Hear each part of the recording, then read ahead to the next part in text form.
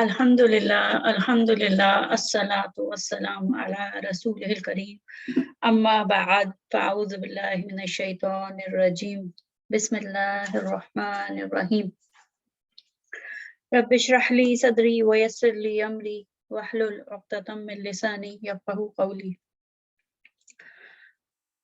रब्बना आतिना मिन लदुनका रहमतन व हय्यि लना मिन अमरिना रशदा अल्लाहुम्मा फ़क़्हिना फ़िद्दीन आमीन। अस्सलामु अलैकुम व रहमतुल्लाहि व बरकातुहू। तज़कीर बिल कुरान के सिलसिले में जो हम दौरा कुरान कर रहे हैं, तो आज इंशाअल्लाह सूरह बकरा की आयत नंबर 17 और 18 पढ़ेंगे और समझेंगे और इंशाअल्लाह उसे जो हम सबक हासिल कर सकते हैं वो देखेंगे।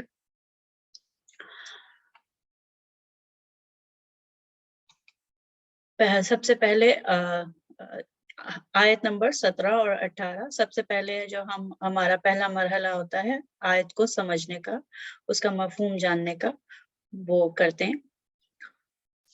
शुरू करते हैं। अऊज़ु बिल्लाहि मिनश शैतानिर रजीम बिस्मिल्लाहिर रहमानिर रहीम।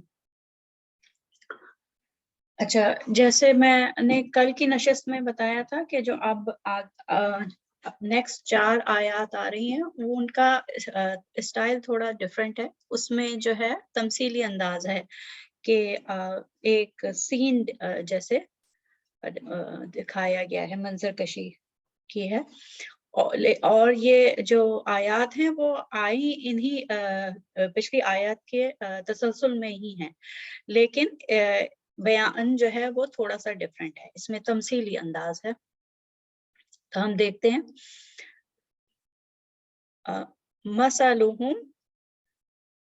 मसलुहुम कमसलिल लज़ी इस्तौक़द नारा। मसलुहुम, मसल मिसाल, मसलुहुम उनकी मिसाल, हुम का मतलब वो बहुत सारे लोग, मसलुहुम उनकी मिसाल, कमसलिल लज़ी उस शख्स की सी है, का किसी मिसाल, अल्लज़ी वो शख्स वो जो के, सो कमसलिल लज़ी उस शख्स की सी है, इस्तौक़द नारा जिसने आग रोशन की, इस्तौक़द नारा जिसने आग रोशन की, ये फ़िल मादी है। अच्छा, उसके बाद क्या है आयत में, क्या है कि पहले शुरू में क्या कहा कि उनकी मिसाल, जिन लोगों के बारे में है ये आयत, वो इंशाल्लाह जब हम आयत पढ़ेंगे तो हमें अंदाजा होगा कि आयत में क्या चीज़ बयान हुई है, तो उससे हमें अंदाजा हो जाएगा कि किन लोगों के बारे में यह आयत है। तो उनकी मिसाल उस शख्स की सी है जिसने आग रोशन की। आगे बयान है, फलम्मा अदाअत मा हौलहु ज़हबल्लाहु बिनूरिहिम। तो जब, फलम्मा तो जब, अदाअत जब आग ने अदात रोशन कर देना, और क्योंकि पीछे पिछले आयत के पिछले हिस्से में आग के बारे में है कि आग रोशन की, तो अदाअत यानी कि जब आग ने माहौल को पूरा रोशन कर दिया, जब आग ने माहौल को पूरा गिरदोनवा को रोशन कर दिया। अच्छा, ये माहौल जो है वो हौला गिरदा गिर्द, ठीक, और माहौला वो इन्वायरमेंट, माहौल तो हमारे उर्दू में भी यही लफ्ज जो है मेरा अरबी से ही आया होगा, माहौल। तो जब आग ने उसके गिरदो नवा, उसका गिरदा गिर्द रोशन कर दिया, फिर क्या हुआ, ज़हबल्लाहु बिनूरिहिम, तो अल्लाह ने उनकी रोशनी बिनाई सर्व कर ली। तो ज़हबल्लाहु बिनूरिहिम फलम्मा अदाअत मा हौलहु ज़हबल्लाहु बिनूरिहिम, और जब आग ने इसके गिरदो नवा रोशन कर दिया तो अल्लाह ताला ने उनकी रोशनी बिनाई सर्व कर ली। तो यहाँ पे ये एक मंजर कशी है कि जब उनके गिर्द आग जो है वो आग यानी कि रोशनी यानी नूर रोशन हो गया उनके गिरदा गिर्द, तो क्या हुआ कि फिर उनकी रोशनी सर्व कर ली गई। अब क्या हुआ है, किस वजह से हुआ है, वो सारा हमें पिछली आयतों के तनाजुर में देखना होगा, समझना होगा। आगे हम चलते हैं, लफ्जी तर्जुमा देखते हैं। वतरकाहुम फी ज़ुलुमातिन ला युबसिरून, और उनको अंधेरों, वतरकाहुम छोड़ दिया, व और छोड़ दिया उनको, तरकाहुम छोड़ दिया उनको, फी ज़ुलुमातिन अंधेरों में, फी माने में, ज़ुलुमातिन अंधेरे अंधेरे, तो और छोड़ दिया उनको अंधेरों में, ला युबसिरून, अब उन्हें कुछ सुझाई नहीं देता या दिखाई नहीं देता, युबसिरून दिखाई नहीं देता, ला युबसिरून नहीं है वो देखने वाले, यानी कि इसका बामुहावरा तर्जुमा होगा ला युबसिरून नहीं देखते वो, तो वो देखने वाले नहीं है। लफ्जी तर्जुमा होगा वो देखने वाले नहीं है, और जब बामुहावरा तर्जुमा होगा तो अब उन्हें कुछ सुझाई नहीं देता या दिखाई नहीं देता। तो ये 17वीं आयत का क्या तर्जुमा हुआ, और उनकी मिसाल उस शख्स की सी है जिसने आग रोशन की, और जब आग ने उनके गिरदो नवा को रोशन कर दिया तो अल्लाह ने उनकी रोशनी बिनाई सल्ब कर ली और उनको अंधेरों में छोड़ दिया, और अब उन्हें कुछ सुझाई नहीं देता या दिखाई नहीं देता। फिर क्या है अगली आयत, सुम्मुन बुकमुन उम्युन फहुम ला यरजिऊन। सुम्मुन जो है वो जमा है अस्मु, अस्मु की, अस्मा, जो सुन नहीं सकता। बुकमुन अबकम, अबकमू की जमा है, और उसका मतलब है कि वो बोल नहीं सकता। और उम्युन आमा की जमा है, आमा की जमा है यानी कि जो देख नहीं सकता। तो बहरे हैं, गूंगे हैं, अंधे हैं। सुम्मुम बुकमुन उम्युन, बहरे हैं, गूंगे हैं, अंधे हैं। फहुम ला यरजिऊन, तो वो अब वापस हिदायत की तरफ नहीं पलटेंगे। फहुम ला यरजिऊन, वो रुजू नहीं करेंगे, नहीं पलटेंगे। ठीक, तो ये तो लफ्जी तर्जुमा हुआ कि वो अब रुजू नहीं करेंगे, वो नहीं पलटेंगे। तो लफ्जी बामुहावरा तर्जुमा क्या होगा, बस वो ऐसे बहरे, गूंगे और अंधे हैं कि अब गुमराही से राह हिदायत की तरफ नहीं लौटेंगे। ये बामुहावरा तर्जुमा। अच्छा, ये आयत हमने तर्जुमे से समझ ली। अब इसके कुछ अल्फाज हैं जो हम देखते हैं। इसमें जैसे मसल, तो वही मिसाल जैसे उर्दू में कहते हैं, मिसाल उन लोगों की ऐसी है। अच्छा, इस्तौक़दा को देखते हैं। इस्तौक़दा जो है वक़दा, इसका रूट लेटर वक़दा है। वक़दा का मतलब ये है आग जलाना, रोशनी करना। और औक़दू, उन्होंने आग जलाई, रोशनी की। इस्तौक़दा जो है वो बाब इस्तिफ़ाल से आया है, और यानी कि उसमें जो बाब इस्तिफाल से कोई फेल आता है तो उसमें सीकिंग होती है, आस्किंग होती है, डिजायर होती है, यानी कि उसने जो आग जलाई है उसके पीछे उसका कोई मकसद है, रोशनी हासिल करने का, रास्ता देखने का मकसद है।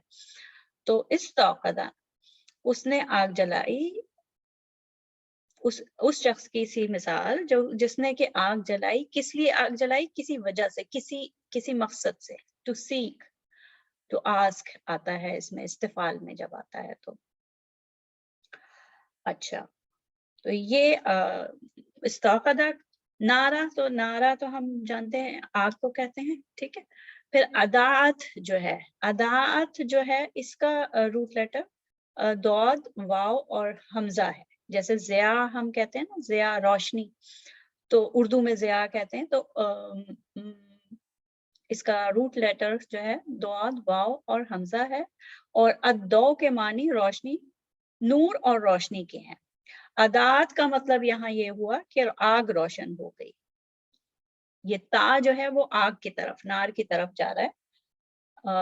तानीस है अदात में, आखिर में जो तो ता है, यानी कि आग रोशन हो गई।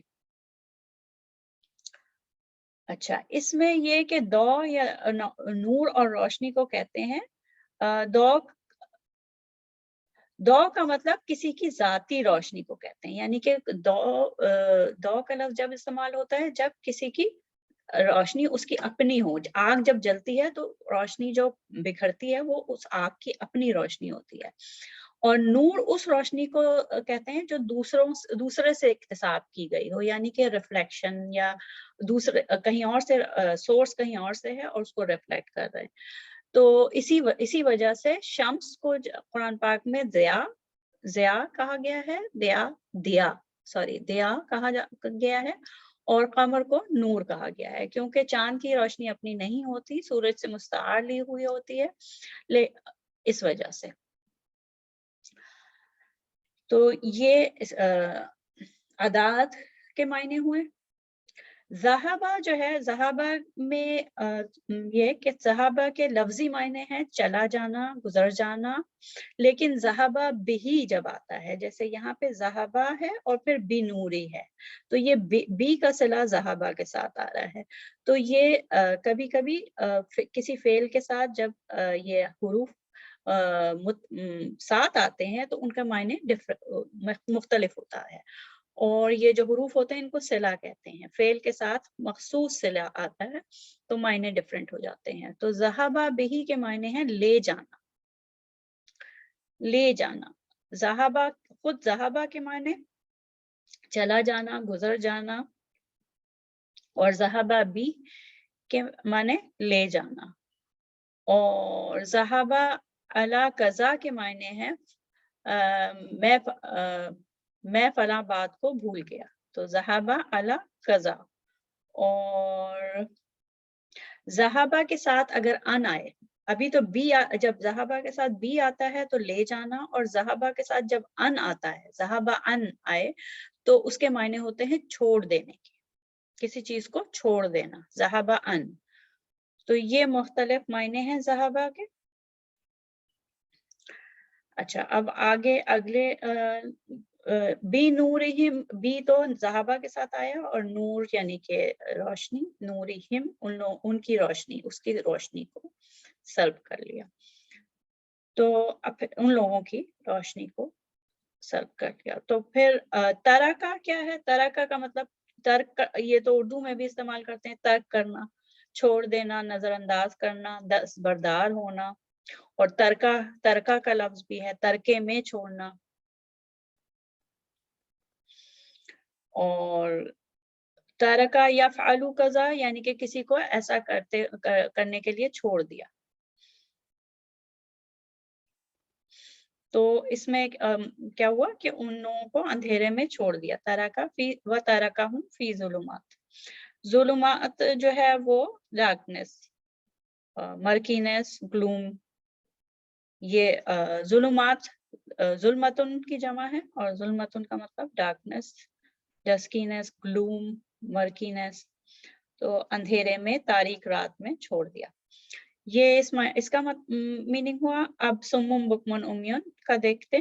اچھا، یہ جو جملہ اس کی کنسٹرکشن میں تھوڑا سا ڈفرینٹ ہے. یہ سمم بکمن امیون جو ہے، یہ تینوں جو ہیں خبر ہیں، اور اس میں اس جملے میں اصل میں مبتدا جو ہے وہ محذوف ہے، یعنی کہ ہم وہ لوگ، ہم شروع میں آیا اس کے جو کہ نظر نہیں آ رہا، محذوف ہے، ہڈن ہے.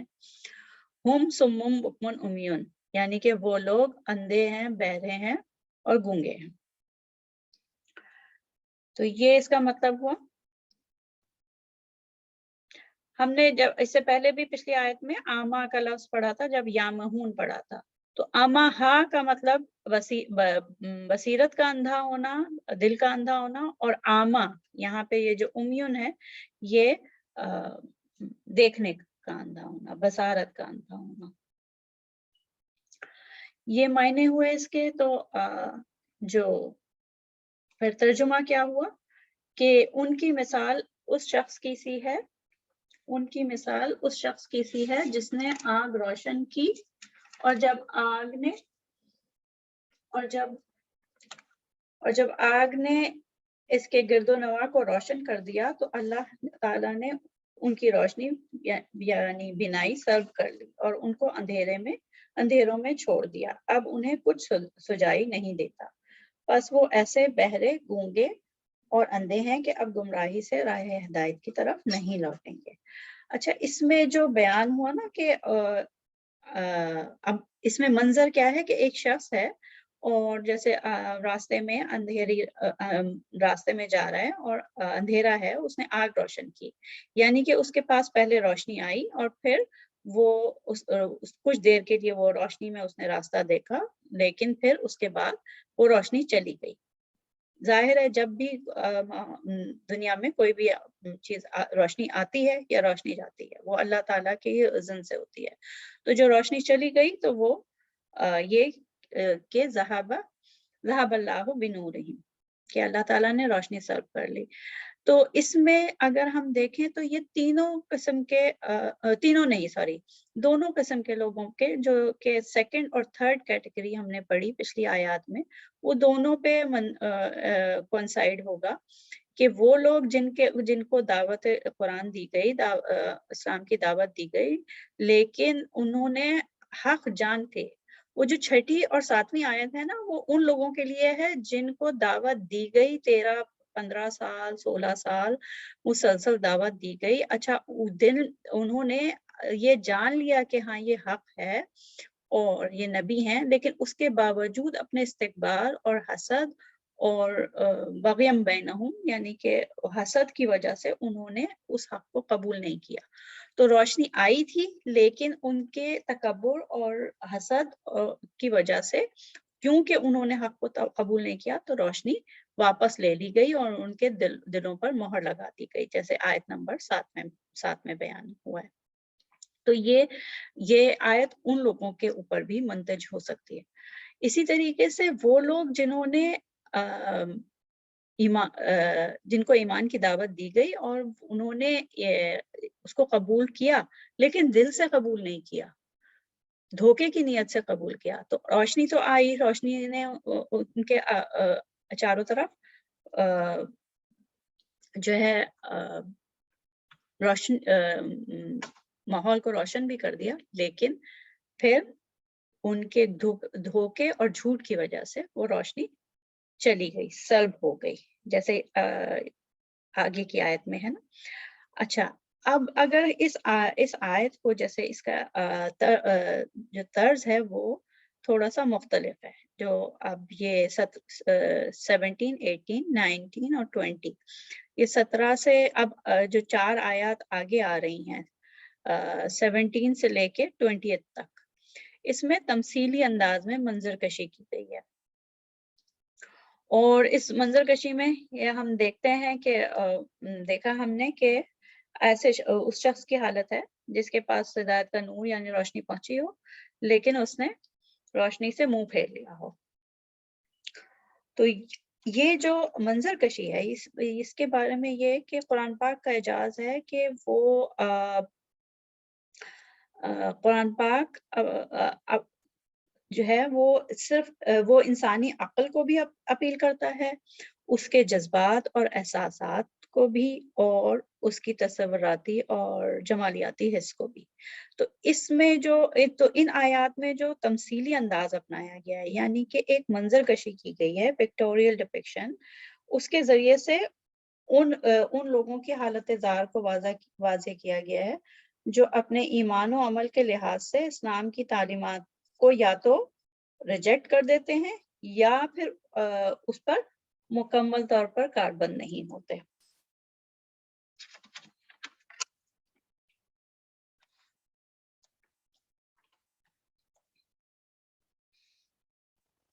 اچھا، اس آیت میں موجود جو منظر ہے، اس کو تھوڑا ہم پرسیو کرنے کی کوشش کرتے ہیں۔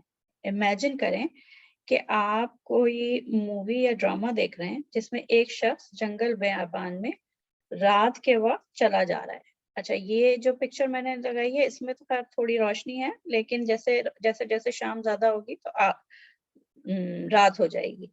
تو جس میں ایک شخص جنگل بیابان میں رات کے وقت چلا جا رہا ہے، پھر گھپ اندھیرا ہو جاتا ہے، کوئی اسٹریٹ لائٹ بھی نہیں ہے کہ وہ آس پاس دیکھ سکے اور راستے کا تعین کر سکے۔ ایسے میں اسے یہ ہم ڈپکٹ کر رہے ہیں، ہم خود امیجن کر رہے ہیں، ایسے میں اسے اپنے پاس اپنے سامان میں سے ایک بڑا ٹارچ یا سرچ لائٹ ملتی ہے اور وہ اسے آن کر لیتا ہے، تو روشنی ہو جاتی ہے، راستے میں روشنی ہو جاتی ہے، اس کو دکھائی دینے لگتا ہے، اور چلنے لگتا ہے. ابھی وہ تھوڑی ہی دور گیا ہوتا ہے کہ ٹارچ کی بیٹری ختم ہو جاتی ہے اور وہ پھر اندھیرے میں چلا جاتا ہے. اب ذرا سوچیں, ذرا اس کی کوفت اور پریشانی کا اندازہ کریں کہ وہ اب کیسے گھر تلاش کرے گا.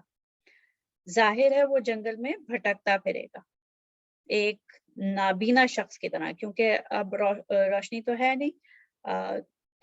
اچھا, یہ جو گھر اس میں جو تمثیل ہے گھر کی تلاش یا جنگل میں راستے کی تلاش, وہ اصل میں آخرت کا گھر ہے, آخرت میں کامیابی کی تلاش ہے. تو جو ہدایت آئی تھی لوگوں کے لیے کہ وہ آخرت میں کامیابی حاصل کر سکیں, ہدایت پا سکیں, تو وہ اب ان سے سلب ہو گئی.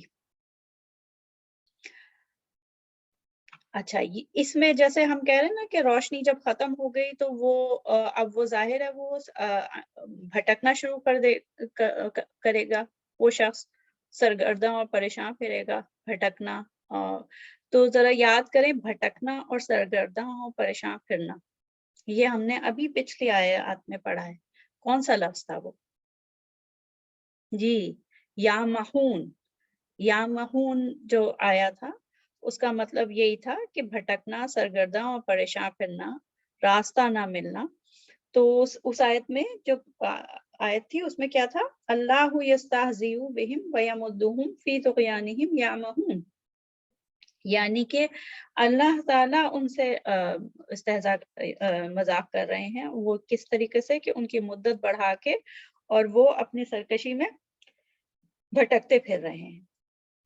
تو یہ جو جب ان کی جو روشنی گئی ہے وہ کس وجہ سے گئی ہے وہ دیکھتے ہیں. اچھا, یہ بھی پتہ چل گیا کہ یہ جو اندھیرے میں بھٹکنا اور یہ ہے, تو یہ جو 17ویں اور 18ویں آیت جو ہے وہ کنسائڈ کر رہی ہے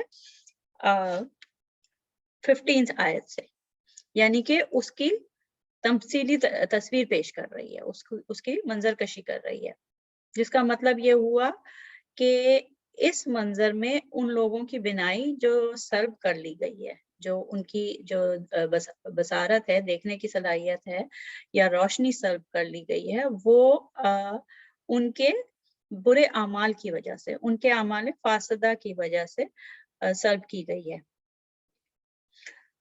ان کو پورا موقع ملا تھا ہدایت کی روشنی کو اپنانے اور اس سے فائدہ اٹھانے کا. آپ صلی اللہ علیہ وآلہ وسلم کی شخصیت ان کے درمیان تھی, صحابہ اکرام کا کردار ان کے سامنے تھا, ہدایت کی روشنی کا منبع یعنی لائٹ ہاؤس ان کے سامنے تھا, مدینہ منورہ میں ان کی بستی میں تھا, لیکن انہوں نے دھوکہ دہی اور سازش کا رویہ اپنایا, اور یہاں تک کہا کہ ہم تو ایمان والوں سے محض مذاق کر رہے ہیں. انہوں نے کہا نا کہ ہم تو صرف جب اپنے سازشی جو ان کے ساتھی تھے ان کے پاس جاتے تھے تو کہتے تھے کہ ہم تو ایمان والوں سے محض مذاق کر رہے ہیں. تو ان کے یہ کہنے کی وجہ سے کیا ہوا کہ پھر ان سے روشنی چھین لی گئی اور انہیں اندھیروں میں بھٹکنے کے لیے چھوڑ دیا گیا. چنانچہ اب ان کی حالت بھی ان مشرکین کافرین جیسی ہو گئی جن کے بارے میں آیت نمبر 7 میں آیا تھا. مشرکین اور کافرین جنہوں نے جھٹلا دیا تھا, جنہوں نے کفر کیا تھا, ان کے بارے میں آیا تھا نا کہ ختم اللہ علی قلوبہم وعلی سمعہم وعلی ابصارہم غشاوۃ ولہم عذاب عظیم. تو ان کے لیے آیا تھا کہ ان کے بھی دلوں پہ مہر لگ گئی تھی ان کے انکار اور کفر کی سبب. اور یہاں پہ یہ لوگ ایمان کے لیے آئے, لیکن کیونکہ انہوں نے ایمان کا مظاہرہ تو کیا لیکن اصل میں پیچھے دھوکہ دے رہے تھے, تو اس کی وجہ سے ان کی بھی روشنی چھین لی گئی اور ان کے بھی آنکھوں, دلوں اور کانوں پر مہر لگا دی گئی, اور وہ ہدایت حاصل کرنے کے لحاظ سے اب اندھے, بہرے اور گونگے ہو چکے ہیں. اللہ تعالی ہم سب کو محفوظ رکھیں اور ہمیں ہدایت کے راستے پر استقامت اور مستقل مزاجی سے چلنے کی توفیق عطا فرمائے. آمین ثم آمین. تو یہ اس آیت کا تفسیر اور تفہیم ہوئی. انشاءاللہ ہم اگلی آیت پڑھیں گے، اس میں بھی مثال کے طریقے تمثیلی انداز میں ہی بتایا گیا ہے. تو انشاءاللہ اگلی نشست میں آیت نمبر 19 اور 20 پڑھیں گے. دعا کے ساتھ ختم کرتے ہیں. سبحانک اللہم و بحمدک نشہد ان لا الہ الا انت نستغفرک و نتوب الیک. ربنا اغفر لنا ذنوبنا وکفر عنا سیئاتنا وتوفنا مع الابرار. ربنا لا تزغ قلوبنا بعد إذ هديتنا وهب لنا من لدنك رحمة إنك أنت الوهاب. ربنا تقبل منا إنك أنت السميع العليم. بسم الله الرحمن الرحيم. والعصر إن الإنسان لفي خسر إلا الذين آمنوا وعملوا الصالحات وتواصوا بالحق وتواصوا بالصبر. السلام علیکم ورحمۃ اللہ وبرکاتہ.